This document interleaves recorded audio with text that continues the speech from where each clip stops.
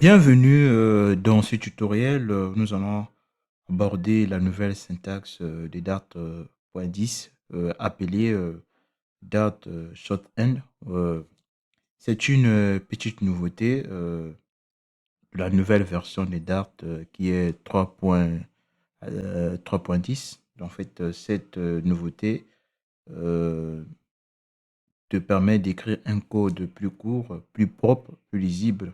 Alors, on va définir la notion de dot shorthand. Alors, la notion de dot shorthand, justement, ça te permet de commencer une expression par un point au lieu d'écrire tout le nom de la classe.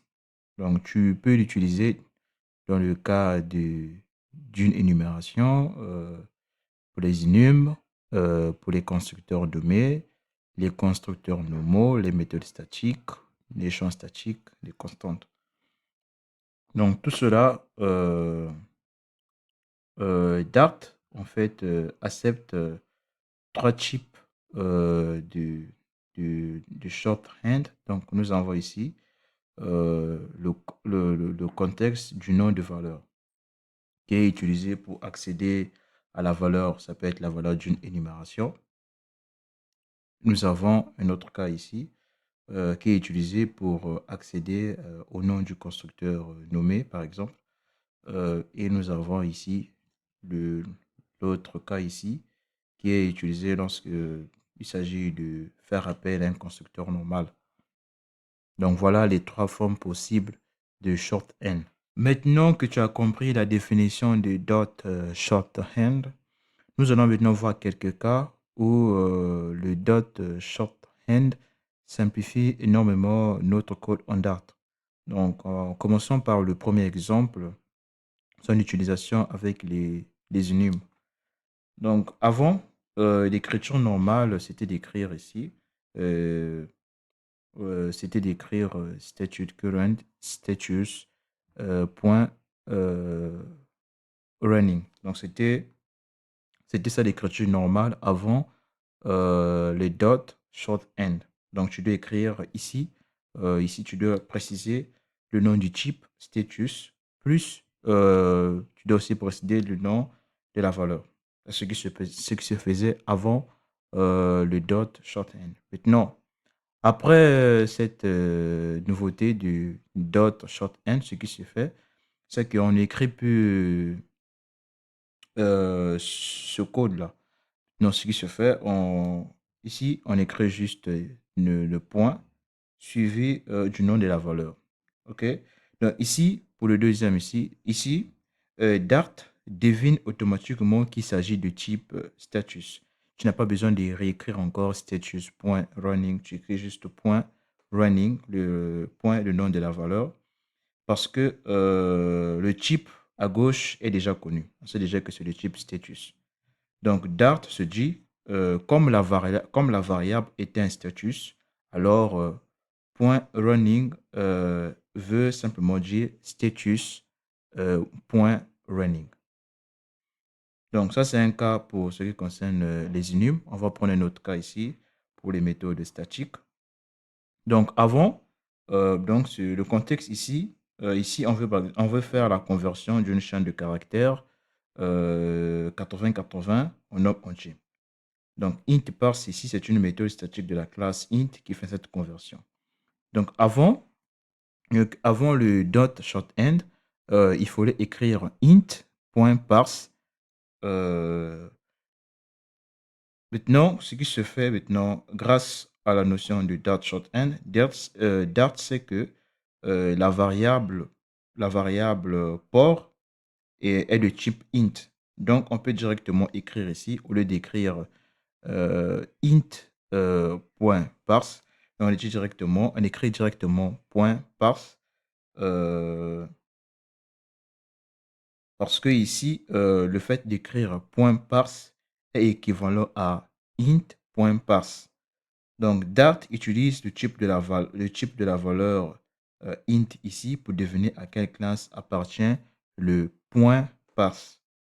Donc, cela nous permet ça nous permet de rendre le code plus concis et plus lisible, surtout si tu appelles souvent les méthodes statiques. Donc ici, nous avons un autre cas pour ce qui concerne le constructeur nommé.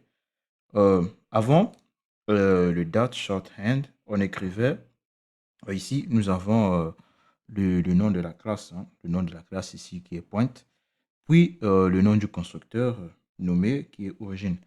Donc, c'est ce qui se faisait avant le dot shorthand, le nom de la classe, point, le nom du constructeur nommé. Maintenant, après le dot shorthand, l'écriture, c'est maintenant, on peut écrire justement point origine. Ok, on écrit simplement point origine au lieu de la classe point suivi du point et du constructeur nommé qui est origine.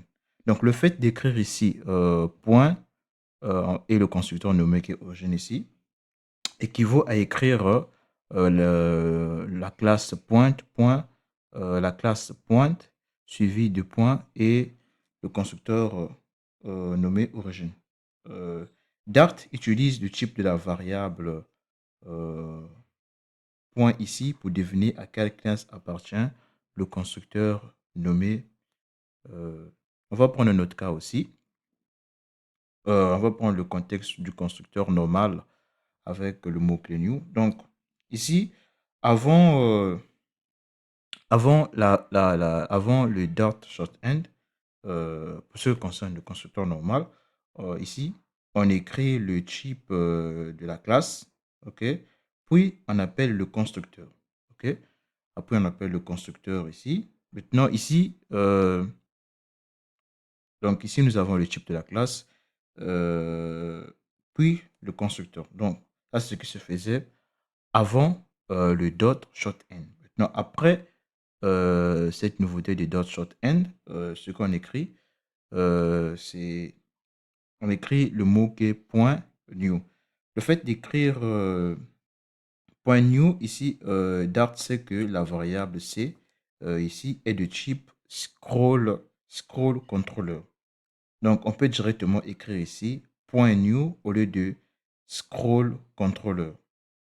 Donc, le mot-clé .new remplace le constructeur par défaut de la classe scrollController. Dart infère automatiquement la classe à partir du type de la variable. Donc, on n'a pas besoin de répéter ici le nom de la classe. Bien que le dot shorthand soit très pratique, pour simplifier le code, il existe certaines limites importantes à connaître pour éviter les erreurs de compilation. Voici des cas où il ne fonctionne pas. Par exemple, pour ce premier cas, on ne peut pas commencer une ligne par un point. Okay? Dart ne sait pas de quel type le point dépend. Donc, il n'y a pas de contexte pour inférer le type. Une autre limite de shorthand, c'est que le shorthand doit être à droite du signe égal. Ok, il doit être à droite et le compilateur Dart utilise le type de la variable à gauche pour savoir à quelle classe appartient le point read. Une autre limite, c'est que après un cast en objet, le contexte de type est perdu ici. Le compilateur ne sait plus que point green fait partie de color. Une autre limite de shorthand, c'est que le Dutch n ne marche pas dans une expression complexe. Ici, le résultat du ternaire n'a pas un type clair pour green ou pour blue. Donc, s'il se pose la question, c'est quel type? Est-ce que c'est color, c'est statute? Pour faire un petit résumé du short end, donc je dirais que le point doit être après une variable ou une constante dont le type est connu. Ça, c'est le premier point. Le deuxième point, pour le résumer, je dirais que le short n fonctionne à droite du signe égal ou différent d'eux. Et le troisième point, pour le résumer, je dirais que le short n ne marche pas si le type est perdu, que ce soit le classe objet, expression complexe ou début de ligne.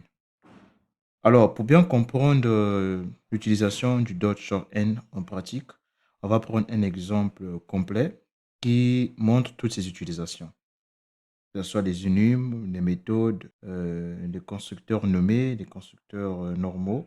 Alors, ici, on aura on va définir un enum appelé statut avec 4 valeurs possibles. Donc, ici, on aura enum, status. Ensuite, ici, on va faire la définition d'une classe point avec un constructeur normal et un constructeur nommé. Ici, on aura deux attributs, le x et y ici. Ensuite, on va définir un constructeur normal. Et là, on aura un constructeur nommé origine qui initialise x et y à 0. Et ici, on va venir appliquer le .shortend au niveau de la méthode main. Donc ici, j'aurai status.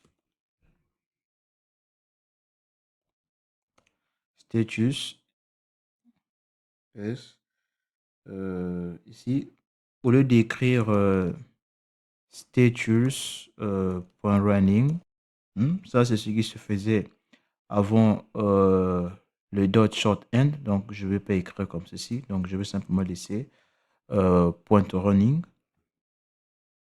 Ensuite, ici, je vais aussi appliquer le .shortend ici pour dire ici int port. Au lieu d'écrire int.parse ici, donc je vais appliquer le shortend, je vais enlever le int ici. Je vais simplement laisser le point parse. Et là, ici, j'aurai le point. Et là, ici, au lieu d'écrire point origine, ok. Donc, on applique le shortend, le .shortend ici. Justement, on met le point et origine ici. Origine avec i.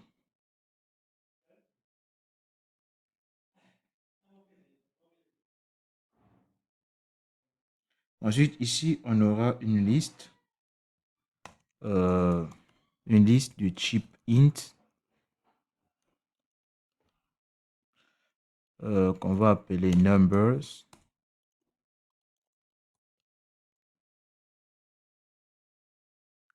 Donc ici, on va appliquer le .shortend. Donc ici, si c'est un constructeur nommé de la classe de liste, il sert à fill, c'est un constructeur nommé de la classe liste, il sert à créer une liste avec une taille fixe et à remplir tous les éléments avec une valeur donnée. Donc ici, je dirais 3 ici. Ensuite, ici, je vais écrire print. Il va faire le print du numbers. Ensuite, il va faire un print de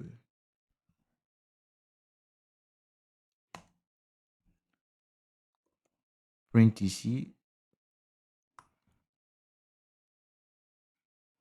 pour un print de, il va faire un print du port. Ensuite ici on aura le print si je vais exécuter le code. Voilà, c'est la fin de ce tutoriel. À nous revoir pour le prochain tutoriel où nous allons aborder la nouvelle version de Flutter. Donc ici nous avons parlé de la version 3.10 de Dart. La prochaine vidéo, nous aurons un tutoriel axé sur le Dart Shortend pour Flutter 3.38.